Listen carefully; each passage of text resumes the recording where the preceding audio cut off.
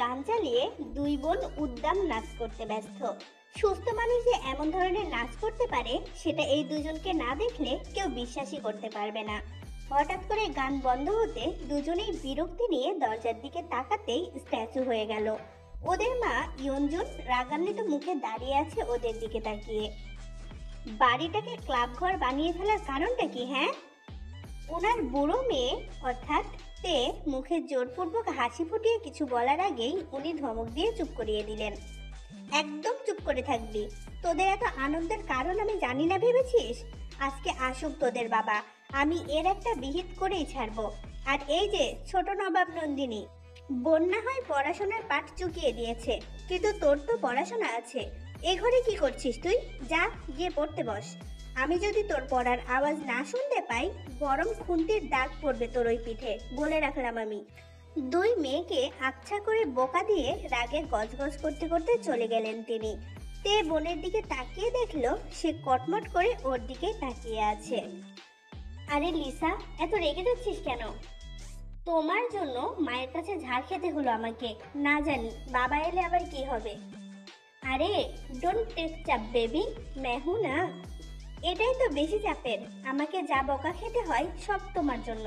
তুমি আলতু ফালতু কাজ করো আর তোমার সাথে বোনাস হিসেবে আমাকেও বোকা খেতে হয়। বড় আপুর জন্য ছোট বোনেরা কত কিছু করছে আর তুই সামান্য বোকা খেতে পারছিস না। ছি ছি ছি, এই লজ্জার কথা লোক সমাজে কি করে বলবো আমি? থাক, অনেক হয়েছে, আমি যাই, না হলে মা সত্যি সত্যি খুন্তির সেকা দিয়ে দেবে আমাকে। বোনকে যেতে না দিয়ে টেনে নিয়ে এসে বিছানায় নিজের পাশে বসালোতে। আমার বোন হয়ে মনে এত ভয় কেন তোর বলতো? তোমার মতো লজ্জা ঘৃণা ভয় আমি বিসর্জন দেওয়ার জন্য উপযুক্ত পুকুরটা খুঁজে পাইনি গো আপু। এটা কি অপমান ছিল? না না, প্রশংসা ছিল। এবার বলো, আমাকে এরকম করে ধরে রেখেছো কেন? আজকে কি হলো শুনবি না?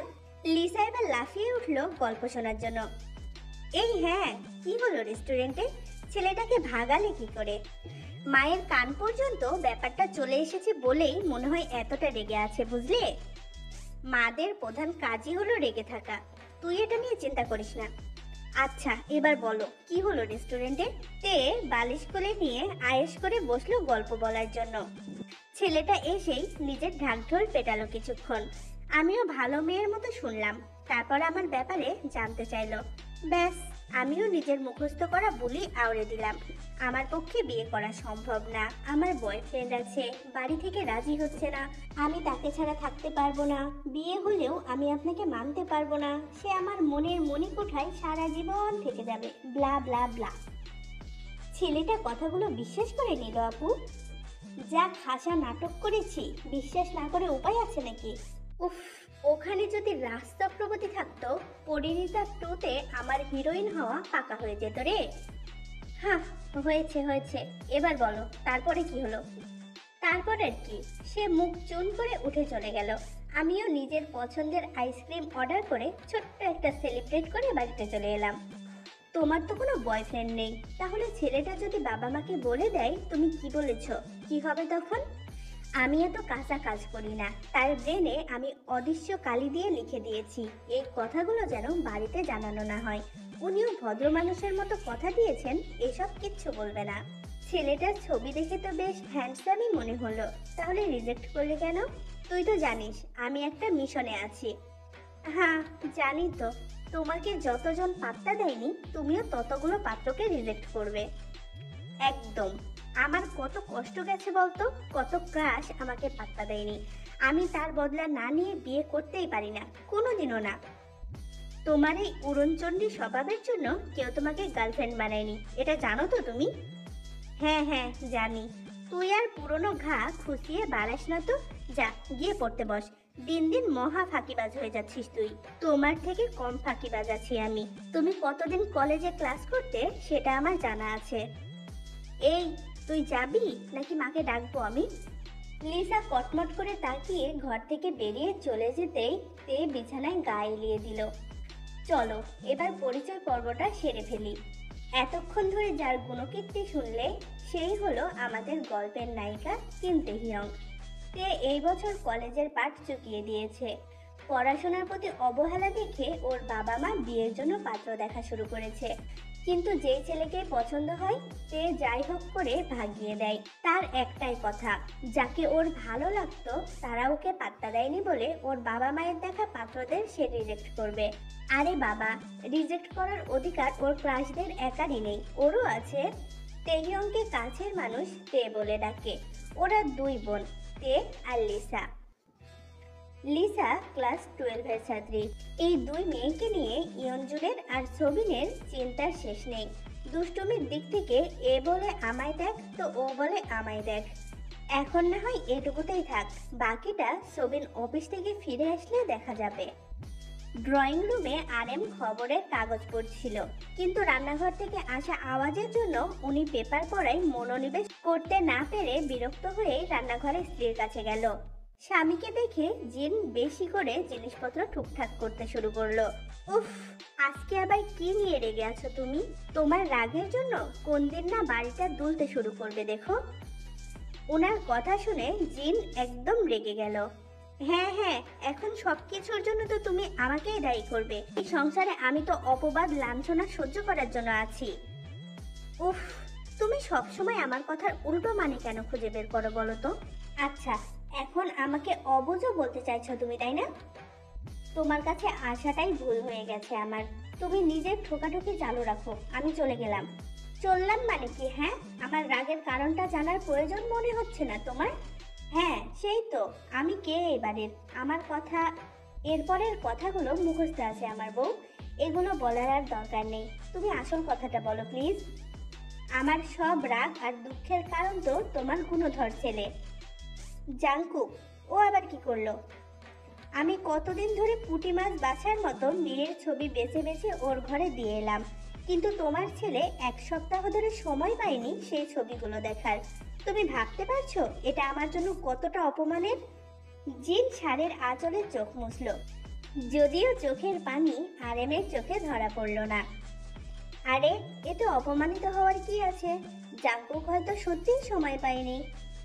আমি জানতাম তুমি ছেলের হয়ে কথা বলবে। আমি ঠিক কথাই তো বলেছি। তাছাড়া তুমি বা ওর বিয়ে নিয়ে উঠে পড়ে লেগেছো কেন? ছেলে বড় হয়েছে, ওকেই ঠিক করতে দাও ও কবে বিয়ে করবে। তোমার ছেলের 28 পেরিয়ে গেছে, বিয়ের উপযুক্ত হয়ে গেছে, ভালো চাকরিও পেয়ে গেছে, তাহলে বিয়ে করতে সমস্যা কোথায়? আর শোনো, তোমার ছেলে কোনোদিন নিজে এসে বিয়ের কথা বলবে না বলেই আমি ওকে জোর করছি। আচ্ছা বেশ, আজকে রাতে জাঙ্কুকের সাথে কথা বলবো। তুমি প্লিজ শান্ত হও আর ঠোকাঠুকি করো না। আরএম চলে যেতেই জিনের মুখে বিশ্বজয়ের হাসি ফুটল। উনি ভালো করেই জানেন বাবার কথা ছেলে কিছুতেই ফেলতে পারবে না। জাংকুক আসার আগেই পরিচয় পর্বটা সেরে ফেলি চলো। আমাদের এই গল্পের নায়ক জিয়ন জাংকুক, বাবা মায়ের একমাত্র সন্তান। জাংকুক একজন আইপিএস অফিসার। সুদর্শন গম্ভীর রাজবাড়ি জাংকুককে ওর ডিপার্টমেন্টের সবাই একটু এড়িয়েই চলে। নিজের কাজের বাইরেও যে একটা জগৎ আছে সেটাও মনে হয় জানে না। তাই জিন ছেলের বিয়ে দিয়ে ওর উদাসীন ভাবটা কাটাতে চান। জিন হাউসওয়াইফ আর মিস্টার আরএম একটি ব্যাংকে জব করেন। আজকে ওনার শরীরটা খুব খারাপ থাকায় জাংকুক বারবার করে নিষেধ করেছে অফিসে যেতে। অগত্যা ছেলের আদেশ মেনে বাড়িতেই রয়ে গেছে। বেচারা বাড়িতে থেকেই ফেঁসে গেল। জাংকুকের বাড়ি ফিরতে অনেকটাই রাত হয়ে যায়। আজকেও এর ব্যতিক্রম হলো না। জাংকুককে বাড়িতে ঢুকতে দেখেই জিন কিছু বলতে যাচ্ছিল, কিন্তু আরএমের ইশারায় চুপ করে যেতে বাধ্য হলো। তোমরা নিশ্চয়ই আজকেও না খেয়ে বসে আছো। তোকে ছাড়া খেতে ভালো লাগে না, যা তাড়াতাড়ি গিয়ে ফ্রেশ হয়ে আয় তো বাবা। জাংকুক আর কথা না বাড়িয়ে তাড়াতাড়ি ফ্রেশ হতে চলে গেল। কিছুক্ষণ পর ফিরে এসে বাবা মায়ের সাথে খেতে বসলো। আরএম ছেলের সাথে চারিদিকের পরিস্থিতির খোঁজ খবর নিল। হঠাৎ করেই জিনের দিকে নজর যেতে উনি বুঝে গেছে স্ত্রীর মনে কি চলছে। তোর সাথে আমার কথা আছে জাংকুক। হ্যাঁ বলো বাবা। তোর মা তোকে কিছু মেয়ের ছবি দিয়েছিল, দেখেছিলিস? বাবার কথাই ব্যাপারটা মনে পড়তে আর চোখে মায়ের দিকে তাকালো। না মানে আসলে। সোজাসুজি না বল না, নায়ের পরে আবার মানে আসলে এগুলো বলার কি দরকার আছে? আমি সময় পাইনি মা। তাছাড়া আমার এখন বিয়ে করার কোনো ইচ্ছে নেই বলে আমি ওই ব্যাপারে ইন্টারেস্ট দেখাইনি। দেখ, আমি মানছি তুই নিজের কাজ নিয়ে ব্যস্ত থাকিস, তাই এইসব ব্যাপারে মাথা ঘামাস না। কিন্তু জাঙ্কু, তোর মা বা আমি দুজনেই চাই তুই এবার লাইফে সেটেল হয়ে যা। এত তাড়াতাড়ি? তোর বাবা 25 বছরে বিয়ে করেছিল, সেখানে তুই 28-এ পা দিয়েছিস, এখনো বলছিস তাড়াতাড়ি? বাবা করেছে বলে আমাকেও করতে হবে? হ্যাঁ হবে। আমি তোর এই বছরের মধ্যেই বিয়ে দিতে চাই। দেখ জাঙ্কুক, আমরা দুজনেই কাজের জন্য সারাদিন বাইরে থাকি। তোর মা বাড়িতে একা একা বোর হয়ে যায়, ওনার কথা ভেবে অন্তত বিয়ের জন্য রাজি হয়ে যা। মা এতদিন যখন একা একা থেকেছে, আর 2 বছরও কাটিয়ে দিতে পারবে। আমি এই মুহূর্তে বিয়ের কথা ভাবছি না বাবা। জাঙ্কুক খাওয়া শেষ করে উঠে চলে গেল। মায়ের দুঃখের কোনো দাম নেই ওর কাছে। এই ছেলে বড় হয়ে এমন হয়ে যাবে জানলে আমি আর একটা ছেলে পুলে নিতাম। আহ গিন্নি, বেকার বেকার রাগারাগি করো না তো। ও যখন বলেছে এখন বিয়ে করতে চায় না, তখন ওকে একটু সময় দাও। না, দেব না। আমি নিজেই এবার ওর বিয়ের জন্য মেয়ে দেখব। দেখি ও কি করে বিয়ে না করে থাকে। জিন এটো বাসনগুলো নিয়ে রান্নাঘরের দিকে চলে গেল। আরএম ছেলের জন্য দুঃখ প্রকাশ করলেন, কারণ উনি খুব ভালো করে স্ত্রীকে চেনেন, আর এটাও জানেন কোনো কাজ করব বললে সেটা করেই ছাড়ে। তার জন্য যা কিছু করতে হয় উনি করবেন। সবিন অফিস থেকে ফিরে স্ত্রীর মুখে সবটা শুনে তেকে ডেকে পাঠালেন। ভোলা ভালা মুখ করে তে বাবার সামনে এসে হাজির হলো। এইসব কি হচ্ছে তে? কি হচ্ছে বাবা? মেয়ের কথা শুনে ইয়ঞ্জন ঝাঁঝিয়ে উঠল। বুঝতে পারছিস না কি হচ্ছে? ছেলের বাড়ির লোকের, এমনকি ছেলেগুলোরও পর্যন্ত তোর ছবি দেখে পছন্দ হয়, আর তুই দেখা করে ফিরে আসার পর তারা ফোন করে বিয়ের জন্য মানা করে দেয় কেন? হ্যাঁ, তুমি তো জানো আমার ছবি ভালো ওঠে, তাই হয়তো আমাকে ছবিতে দেখে পছন্দ করলেও সামনে দেখে পছন্দ হয় না। একদম আলতু ফালতু কারণ দেখাবি না বলে দিলাম। নিশ্চয় তুই দেখা করতে গিয়ে এমন কিছু কাণ্ড ঘটাস যে ওরা বিয়ের জন্য মানা করতে বাধ্য হয়। আমি যদি কিছু করতাম তারা কি তোমাদেরকে বলতো না? তোকে আমরা বিশ্বাস করি না। এত বড় কথাটা এত ছোট করে বলে দিতে পারলে বাবা? হ্যাঁ পারলো। এই শোনো, আমি ওকে আর দেখা করতে পাঠাবো না। এবার যে সম্বন্ধ আসবে বাড়ি থেকেই দেখাশোনা কথাবার্তা সব হবে। হ্যাঁ, আমিও তাই ঠিক করেছি। এবার যা হবে আমাদের সামনেই হবে। তে বাবা মায়ের কাছে দাঁড়িয়ে না থেকে ঘরে ঢুকে রাগে গজগজ করতে লাগলো। পাশে তাকিয়ে দেখলো লিসা ওর দিকে তাকিয়ে মিটিমিটি হাসছে। আজকে কি 2বার করে ব্রাশ করেছিলিস? সকালে একবার করেছি, আবার রাতে করব।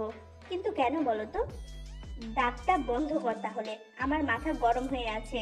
নিজের বাবা মা হয়ে কি করে বলতে পারে ওনারা আমাকে বিশ্বাস করে না? আমার মনে হচ্ছে ওনারা তোমাকে কুড়িয়ে নিয়ে এসেছে, তাই তো বিশ্বাস করে না।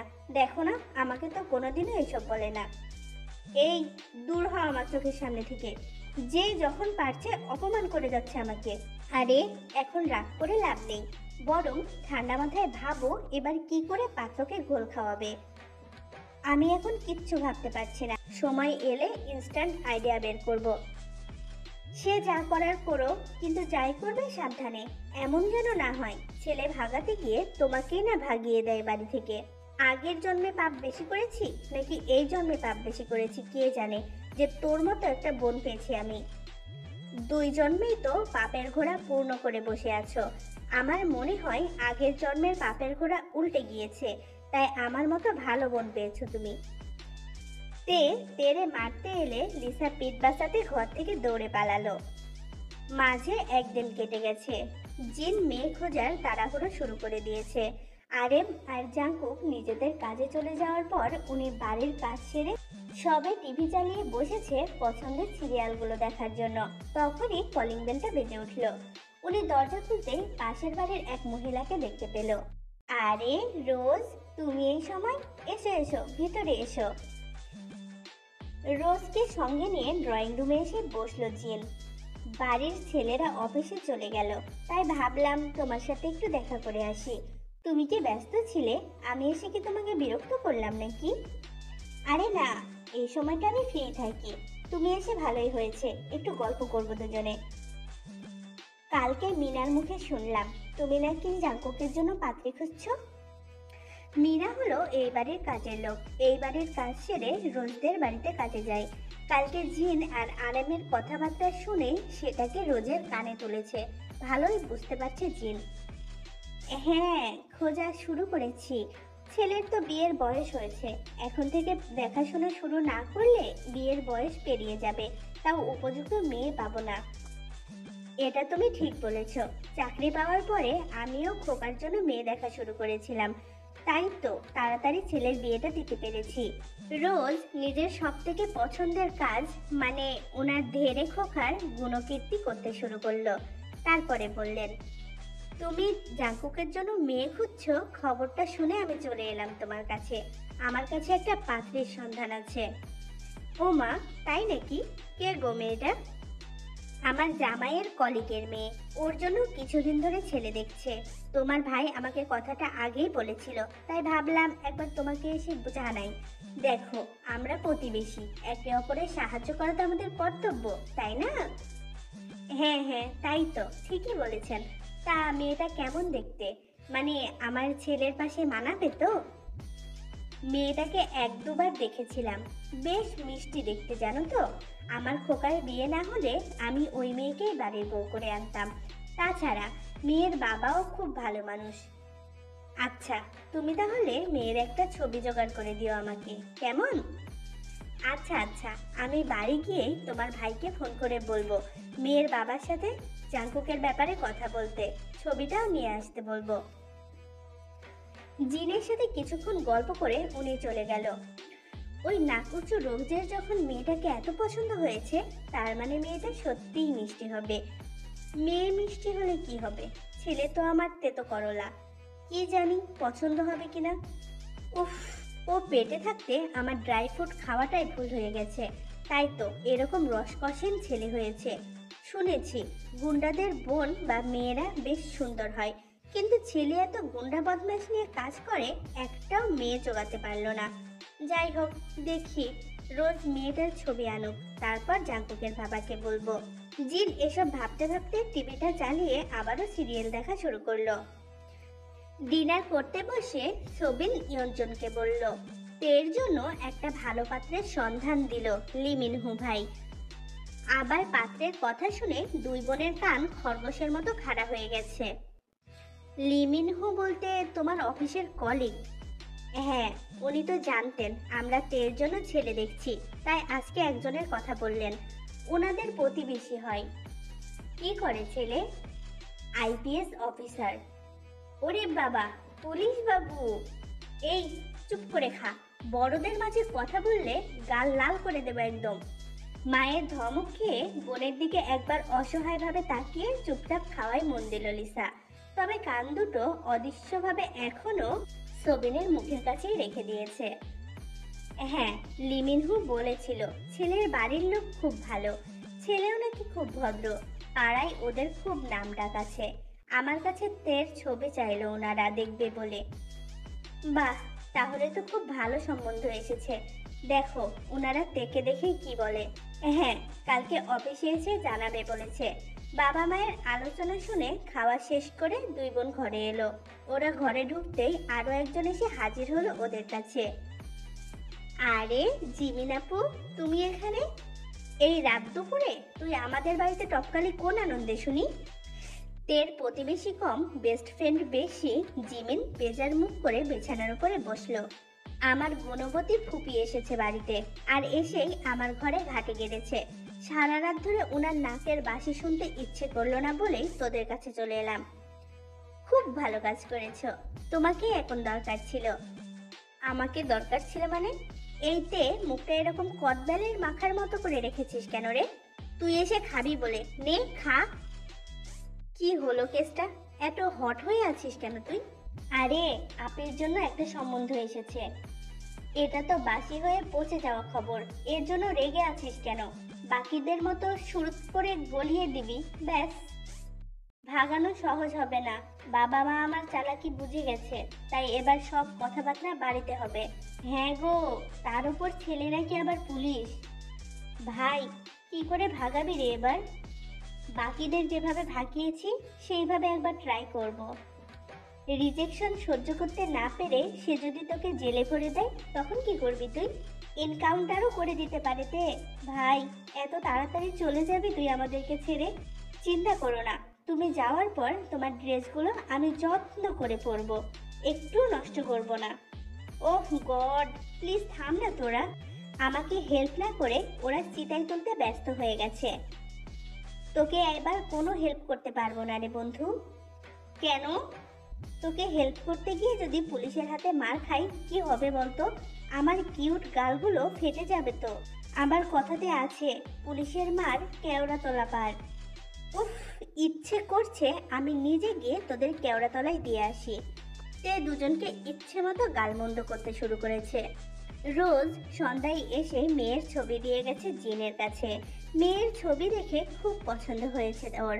রাতে খেতে বসে উনি রোজের কথাগুলো স্বামী আর ছেলেকে বললেন। আমি তো কালকেই বললাম আমি এখন বিয়ে করব না, তাও তুমি মেয়ে দেখতে শুরু করেছো। আর রোজ আন্টি বা কবে থেকে ঘটকারি শুরু করে দিয়েছে? হ্যাঁ, ওর সন্ধানে ভালো মেয়ে ছিল তাই এসে বলেছে। তাছাড়া মেয়েটিকে খুব সুন্দর দেখতে, আমারও খুব পছন্দ হয়েছে, তোর সাথে খুব সুন্দর মানাবে। কই দেখি ছবিটা, আমাকেও একটু দেখাও। জিন হাসি মুখে ছবিটা এগিয়ে দিল আরেমের দিকে। আরেমেরও মেয়েটাকে বেশ পছন্দ হয়েছে। কি নামের? কিম তেহিয়ং। তেহিয়ং হোক আর যাই হোক, আমি বিয়ে করছি না। একবার ছবিটা তো দেখ, তোর পছন্দ না হলে আমরা না হয় মানা করে দেব। না না, মেয়েটিকে আমার খুব পছন্দ হয়েছে, মানা করার দরকার নেই। জাঙ্কুক ছবিটা দেখলেই পছন্দ হয়ে যাবে। বিয়েই করব না তো ছবি দেখে কি করব আমি? ঠিক আছে, তুই যতক্ষণ না বিয়ের জন্য রাজি হচ্ছিস ততক্ষণে আমি অন্বেষণ করব, পানিও খাবো না বলে দিলাম। আমি আর বাবা তো সারাদিন বাড়ি থাকি না, তুমি খেলে কি না খেলে আমরা বুঝতে পারবো না তো মা। তোমার ছেলের কথা শুনলে তুমি এর পরেও তুমি চুপ থাকবে? এই বাড়ির কারোর কাছে আমার কোনো দম নেই। দম নয় মা, কথাটা হবে দাম। আহ জাঙ্কুক, কেন মাকে জ্বালাতন করছিস? মায়ের কথাটা শোন না একটু। এই ব্যাপার বাদ দিয়ে যা বলবে শুনতে রাজি আছি। আচ্ছা, আমার খাওয়া শেষ, আমি এখন উঠলাম। জাঙ্কুক নিজের ঘরে চলে গেল।